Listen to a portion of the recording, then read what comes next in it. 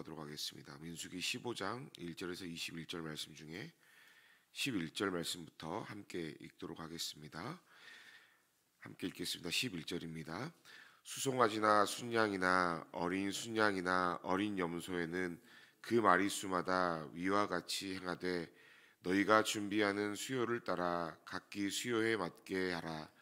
누구든지 본토 소생이 여호와께 향기로운 화제를 드릴 때에는 이 법대로 할 것이요 너희 중에 거류하는 타국인이나 너희 중에 대대로 있는 자나 누구든지 여호와께 향기로운 화제를 드릴 때에는 너희가 하는 대로 그도 그리할 것이라.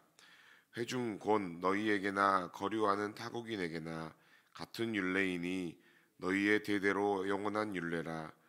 너희가 어떠한 대로 타국인도 여호와 앞에 그러하리라. 너희에게나 너희 중에 거류하는 타국인에게나 같은 법도 같은 규례이니라. 여호와께서 모세에게 말씀하여 이르시되 이스라엘 자손에게 말하여 이르되 너희는 내가 인도하는 땅에 들어가거든 그 땅의 양식을 먹을 때에 여호와께 거제를 드리되 너희의 처음 익은 곡식 가루떡을 거제로 타작마당에 거제같이 들어 드리라. 너희의 처음 익은 곡식 가루떡을 대대에 여호와께 거제로 드릴지니라. 아멘. 우리가 지난 시간까지 어제까지 함께 살펴보았던 민수기 11장에서 14장의 말씀은 이스라엘 백성들의 실패를 우리에게 보여주고 있습니다. 실패의 주된 내용은 그들의 불평과 불만에 의한 것이었습니다. 어쩌면 그것은 지극히 일상적인 것들에 대한 불만이었고 또 불평이었습니다. 어떤 것들이 있습니까? 먹고 마시는 문제, 또 힘들고 두려운 것에 대한 불평과 불만, 그런 것들이었죠. 그런 것들은 우리에게도 너무도 익숙하고 일상적인 것들입니다. 그래서 우리는 그런 것들을 죄라고 인식하지도 못하면서 살아갈 때가 참 많이 있습니다. 나는 연약하고 또 부패한 죄인이고 세상은 너무나도 각박하고 힘든 곳입니다. 그래서 그런 환경과 그런 상황들의 핑계들로 인해서 불만과 불평은 어쩌면 당연한 것이라고 생각해 버릴 때가 참 많이 있다는 말씀입니다. 그런데 민수기서는 그런 익숙하고 또 일상적인 불만과 불평이 선하신 하나님을 향한 불신앙과 부정한 것이라고 분명하게 경고하고 있습니다. 광야에서 이스라엘의 실패는 어떤 대단한 임무를 달성하지 못해서가 결코 아니었습니다. 매일의 삶 속에서 하나님을 신뢰하고 또 인정하지 못했던 것, 결국에 불순종했던 것, 순종하지 않은 것이 그들의 실패의 원인이었다는 사실이죠. 그런 점에서 민수기는 광야와 같은 세상 속에서 정말 주목해야 할 것, 그것이 우리 자신도 아니고 세상도 아니라 하나님이라는 사실을 우리에게 말씀하고 있습니다. 우리가 이 이스라엘 백성들의 광야와 같은 세상을 살아가면서 연약하고 부족한 우리 자신에게 집중하고 또 메마르고 척박한 환경을 바라보면서 우리는 늘 불만과 불평과 또 두려움을 가질 수밖에 없습니다. 그러나 광야길의 성공 여부는 궁극적으로 우리의 의지나 광야라는 장소의 환경에 달려있지 않음을 성경은 우리에게 말씀합니다. 어제 본문에서도 말씀드린 것처럼 이 성공의 여부는, 성공과 실패의 여부는 내 힘과 능력과 지혜와 경험에 있는 것이 아니라 단 하나 거룩하신 하나님께서 함께 하시는가, 함께 하시지 않는가에 달려있다는 사실이죠. 민수기 15장은 앞선 14장과는 전혀 다른 분위기로 시작하고 있습니다.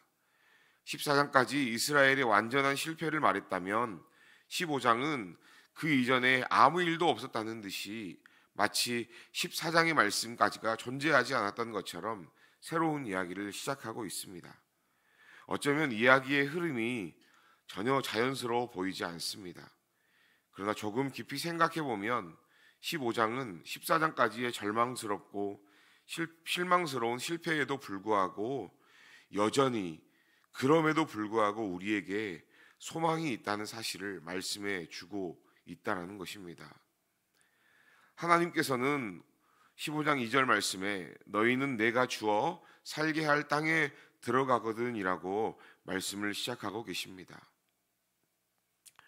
이 앞전까지는 너희 1세대는 이제 가나안 땅에 결코 들어가지 못할 것이다. 너희는 광야 생활 동안 힘들고 고생할 것이다 라는 절망적인 말씀이었다면 15장은 너희는 내가 주어 살게 할 땅에 들어가면 이라고 하나님은 분명하게 말씀하시죠. 그리고 3절 말씀에 거기에서 너희가 제사를 드려야 한다. 여호와께 향기롭게 제사를 드릴 때에는 이라고 말씀하시면서 분위기의 반전을 말씀하고 있습니다.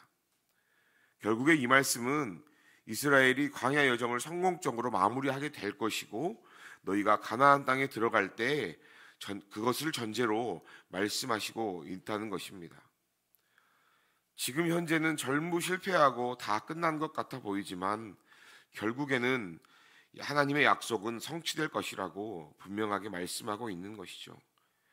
이스라엘 백성의 광야길 또한 우리의 신앙생활은 우리 자신이나 환경에 달려있지 않고 하나님께 모든 것이 달려있음을 말씀합니다. 다시 말해 우리의 모든 삶의 주권이 우리에게 있지 아니하고 하나님께 있음을 우리에게 분명하게 말씀하고 있는 것입니다. 신실하신 하나님께서는 결코 약속하신 내용을 파기하지 않으시고 반드시 하나님의 약속의 말씀을 이루어 가신다라고 말씀하시면서 우리에게 소망이 있다라고 분명하게 말씀하고 있습니다. 우리가 15장 말씀을 통해 또 한 가지 주목해야 할 사실은 하나님은 우리의 불순종과 또한 실패에도 불구하고 먼저 우리에게 찾아오셔서 말씀하신다는 것입니다. 하나님께서 항상 먼저 우리에게 찾아오시고 우리에게 말씀하십니다. 하나님께서 이스라엘 백성들을 광야길로 내모셨지만 그들을 혼자 내버려 두지 않으시고 그들을 잃지 않으시고 그들에게 찾아오셔서 이렇게 말씀하고 계십니다. 우리가 실패하고 절망할 때 혹은 죄에 빠져서 헤매일 때 제일 먼저 집중해야 하는 것은 하나님의 말씀에 우리의 모든 신경을 집중해야 한다는 사실입니다. 오늘 본문 민수기가 15장은 가나안 땅에 들어가게 되면 이스라엘 백성들이 지켜야 할 규례들에 관해서 말씀하고 있습니다. 우리가 읽지는 않았지만 1절과 12절 말씀을 통해서 향기로운 제사를 드려야 한다라고 말씀합니다. 가나안 땅은 하나님이 출애굽 2세대들에게 들어가서 살도록 허락해 주신 것입니다.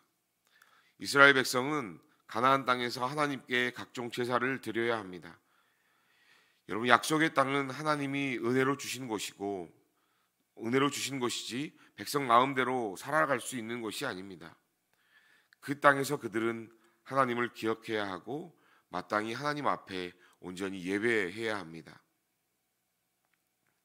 그들이 이제 앞으로 드려야 할 제사는 약속의 땅에서 하나님을 인정하는 것이고 하나님께 합당한 영광을 돌리는 것입니다. 또한 각종 제사들에는 소제물과 전제물에 대한 규정들이 분명하게 나와 있습니다. 제사를 드리는 자는 고운 가루와 기름을 섞어서 하나님께 향기로운 제사를 드려야 한다라고 말씀합니다. 여기서 고운 가루는 곱게 빻은 가루를 의미하는데 이는 제사 드리는 사람의 정성을 의미합니다. 제물에 쓰인 기름은 감람유로 제사장의 위임식이나 정결의식 등 귀한 일들에 사용되는 것들입니다. 정성이 담긴 귀한 제사는 하나님을 기쁘시게 하는 것이죠. 우리는 예배와 예물뿐만 아니라 우리의 삶 전체를 하나님께서 기뻐하시는 제물로 드리기 위해서 하나님께서 말씀하신 그 방법 그대로, 하나님께서 원하시는 그 방법 그대로 우리의 모든 것을 드려야 함을 말씀하고 있습니다. 로마서 12장 1절은 이렇게 말씀하죠. 그러므로 형제들아, 내가 하나님의 모든 자비하심으로 너희를 권하노니 너희의 몸을 하나님께서 기뻐하시는 거룩한 산 제물로 드리라. 이것이 너희가 드려야 할 영적 예배라 라고 말씀합니다. 하나님께서 다른 것을 원하시는 것이 아닙니다. 우리의 몸을 하나님께 온전히 드리며 하나님께서 기뻐하신 영적 예배를 드릴 때에 하나님께서 그 예배를 온전히 기뻐 받아 주십니다. 또한 오늘 우리가 읽은 본문 13절에서 16절 말씀에는 이스라엘 백성 가운데 거주하는 타국인에게도 동일한 율례로 하나님께 제사를 드릴 수 있다라고 말씀합니다. 하나님께서는 이스라엘 백성 중에 거하는 타국인에게도 제사를 허락하십니다. 제사 드려야 할 것을 말씀하십니다. 이것은 타국인이라도 얼마든지 이스라엘 백성의 공동체 안에 속할 수 있으며 하나님의 구원에서 제한되거나 제외되지 않음을 보여주는 것입니다. 이미 하나님은 구약시대에도 이방인에 대한 구원의 문을 열어두셨다고 할 수 있다는 것이죠. 여러분, 구원은 폐쇄적인 것이 아닙니다. 하나님은 예수 그리스도를 영접하고 믿는 사람이라면 누구에게나 구원의 문이 활짝 열려 있다라고 분명하게 말씀하십니다. 하나님께서 원하시는 향기로운 예배는 차별이 없는 예배입니다. 여러분, 교회는 어떤 공동체입니까? 사람의 말을 하는 공동체가 아니라, 사람의 생각을 나누는 공동체가 아니라, 교회는 분명하게 예배하는 공동체이어야 합니다. 남녀노소 또 빈부귀천이 없이 구원받은 사람들이라면 누구든지 하나님 앞에 나와 마음을 다해 또 뜻을 다해 예배하는 곳이어야 합니다. 그런데 여러분, 그럼에도 불구하고 우리는 때때로 성도끼리 구별하고 차별하기도 합니다. 교회가 하나님이 원하시는 향기로운 예배를 드리기 위해서는 우리 안에 남을 시기하고 미워하고 질투하는 마음이 사라져야 합니다. 차별의 마음을 온전히 내려놓아야 한다는 사실이죠. 마가복음 11장 17절 말씀은 우리가 잘 아시는 것처럼 이렇게 말씀합니다. 내 집은 만민의 기도하는 집이라고 말씀하시죠. 주께서 사람을 차별하지 않으셨듯이 우리도 차별을 버리고 온전한 예배, 하나님께서 기뻐하시는 향기로운 예배에만 집중할 수 있기를 간절히 소망합니다. 마지막으로 17절에서 21절에는 그러면 가나안에 입성한 이스라엘 백성들이 하나님께 어떤 것을 드려야 하는지, 또한 이 시대를 살아가며 하나님 앞에 예배하는 우리가 하나님 앞에 무엇을 어떻게 드려야 하는지에 대해서 분명하게 말씀합니다. 이스라엘 백성들은 가나안 땅으로 들어가기 전까지 하늘에서 내리는 만나를 먹고 살았습니다. 이들이 가나안 땅에서 첫 곡식을 수확하고 난 이후에 만나가 하늘에서 그쳤습니다. 이것은 이들이 광야에서 40년 동안 하나님의 은혜로 먹고 살았음을 의미하는 것이죠. 하나님은 백성들에게 가나안 땅에 들어가서 처음 익은 곡식의 가루떡을 거제로 바칠 것을 명령하고 계십니다. 오늘 본문 20절에 너희의 처음 익은 곡식 가루떡을 거제로 타작마당에 거제같이 들어드리라 라고 말씀합니다. 여기서 거제라는 것은 제사장이 제물을 높이 들어 올려 하나님께 바치는 것을 의미합니다. 처음 익은 곡식을 하나님께 거제로 바치는 것은 단순히 처음의 의미를 두는 것이 아닙니다. 하나님, 이 처음으로부터 모든 것이 하나님의 은혜로 얻어진 것임을 인정하고 이렇게 하나님께 감사하며 하나님께 드립니다 라고 하는 고백의 방법이라는 것입니다. 내 노력과 또 내 행위의 결과로 얻어진 것이 아니라 이 모든 것이 온전하게 하나님의 은혜임을 고백하며 그동안 이스라엘 백성들을 이끌어 주셨던 광야 생활 가운데서도 이끌어 주셨던 그 하나님께 영광 돌리며 감사한다는 그 의미라는 것이죠. 여러분, 우리는 매일매일 하나님의 은혜로 살아갑니다. 이스라엘은 가나안 땅에서 각종 제사와 함께 소제와 전제 규례를 지켜야 합니다. 이들이 가나안 땅에 들어가게 된 것은 그들의 노력과 그들의 수고와 그들의 땀이 아닌 전적으로 하나님의 은혜였기 때문입니다. 하나님은 분명하게 말씀하십니다. 내가 너희를 이끌어내서 이곳에 들어오게 한 여호와다. 나를 분명하게 기억하고 내 은혜를 기억하라고 주님께서는 분명하게 말씀하십니다. 여러분, 우리 또한 오늘 하루를 살아가시면서 우리 한날 한날을 살아가시면서 하나님의 은혜를 기억하고 감사해야 할 분명한 이유가 바로 여기에 있습니다. 우리를 만드시고 우리를 인도하시고 우리를 구원하시고 앞으로도 우리를 영원토록 이끌어 가실 그 하나님의 은혜에 우리가 날마다 감사하고 그 은혜를 기억하며 기쁨으로 하나님께 영광 돌릴 수 있어야 합니다.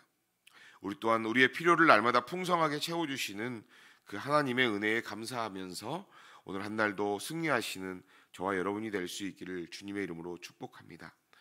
우리 말씀을 기억하시면서 함께 기도하겠습니다. 우리가 지금까지 살아온 것은 또 앞으로도 우리가 살아갈 것은 분명하게 하나님의 은혜임을 기억할 수 있기를 소망합니다. 하나님, 우리의 모든 것이 우리의 한날 한날이 내 자랑과 노력이 아닌 하나님의 은혜임을 다시 한번 기억하고 하나님 앞에 감사할 수 있도록 우리를 인도하여 주시옵소서. 그 하나님의 은혜 앞에 우리를 겸손하게 하여 주시옵소서. 기도할 수 있기를 바랍니다. 그게 두 번째로 기도하실 때에 우리 교회 다음 세대들을 위해서 함께 기도하시길 바랍니다. 우리 다음 세대들이 이 시대를 본받지 않고 오직 하나님의 말씀을 쫓아 자신의 몸을 거룩한 산제사로 드리며 하나님께 온전히 예배하는 거룩한 세대로 거듭날 수 있도록 인도하여 주시라고 우리 다음 세대들을 위해서 기도해 주시고, 하나님 특별히 우리 청년들을 위해서 기도하실 때에 시험을 준비하고 또 취업을 준비하는 우리 청년들이 이 시대의 부조리함에 그냥 굴복하지 않고 하나님께 주시는 힘과 능력으로 이 시대를 더욱더 힘있게 살아갈 수 있도록 인도하여 주시라고, 모든 것들을 포기하는 것이 아니라 그럼에도 불구하고 하나님께서 주시는 은혜로 말미암아 더욱더 힘있게 살아갈 수 있도록 인도하여 주시라고 오늘 말씀을 기억하시면서 다음 세대를 위해서 기도하실 때 특별히 청년들을 위해서 시간 함께 기도할 수 있기를 바랍니다. 기도하겠습니다.